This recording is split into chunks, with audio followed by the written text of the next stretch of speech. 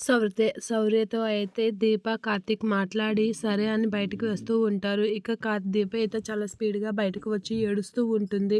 అలా చాలా బాధపడుతూ ఉంటుంది. అలా బాధపడుతున్న దీప దగ్గరకొచ్చి "మాటిచ్చావు దీప, మళ్ళీ ఏడుస్తున్నావేంటి" అని చెప్పి కార్తీక్ అయితే అంటూ ఉంటాడు. "మాటిచ్చాను కానీ బాబు కన్నీళ్ళు ఆగడం లేదు. అసలు ఆ విషయం తెలిస్తేనే నాకు కన్నీళ్ళు ఆగడం లేదు. దాన్ని అలా చూస్తే నాకెంత ఏడుపొస్తుందో తెలుసా" అని చెప్పి అంటూ ఉంటుంది.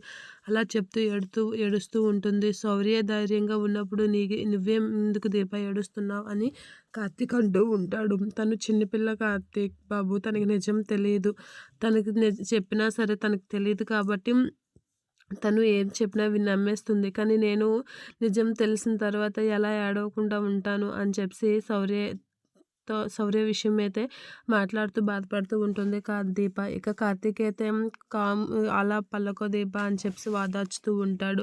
"నాకు తనని చూస్తేనే ఏడుపు వచ్చేస్తుంది. అలాంటిది తనకు అంత బాధ ఉందని తెలిస్తే నాకు ఇంకెంత ఏడుపు వస్తుంది. అస్సలు తట్టుకోలేను" అని చెప్పి అంటూ ఉంటుంది. ఎలా అసలు శౌర్యకి ఇంత బాధ వచ్చిందని తెలిస్తేనే నాకు గుండె ఆగిపోయినంత పని అవుతుంది అనేది అంటూ ఉంటుంది.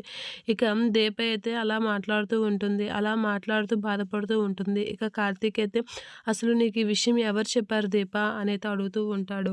అలా అడిగేసరికి జ్యోత్స్న అనైతే చెప్తూ ఉంటుంది దీప. అలా జ్యోత్స్న అనేసరికి కార్తీక్ ఒక్కసారిగా షాక్ అవుతూ ఉంటాడు. షాక్ అయ్యి కోపంతో అయితే రగిలిపోతూ ఉంటాడు. "నిజమే కదా జ్యోత్స్న చాలా రోజులకి మంచి పని చేసింది నాకు నిజం చెప్పి" అనైతే అంటూ ఉంటుంది. ఇక కార్తీక్ అయితే కోపంతో పిడికిలు బిగిస్తూ ఉంటాడు. "ఏంటి కార్తీక్ బాబు ఈ విషయం గుర్తుపెట్టుకొని తను వెళ్ళి తిడతారా ఏంటా" అనేది అడుగుతూ ఉంటుంది కార్తీక్‌ని. ఇక కార్తీక్ అలా అయినా తను చేసింది మంచి పనే కదా! లేదంటే నేను ఆ అబద్ధంలో బతికేదాన్ని. నా కూతురికి ఏమవుతుందో తెలియకుండా ప్రశాంతంగా బతికేదాన్ని అని చెప్పి అంటూ ఉంటుంది. "నా కూతురు ఇంత బాధలో ఉంటే నేను అంత ప్రశాంతంగా ఎలా ఉంటాను" అని చెప్పి అంటూ ఉంటుంది. ఇక కార్తీక్ ఏం చేయలేక అలా చూస్తూ ఉంటాడు దీప వైపు.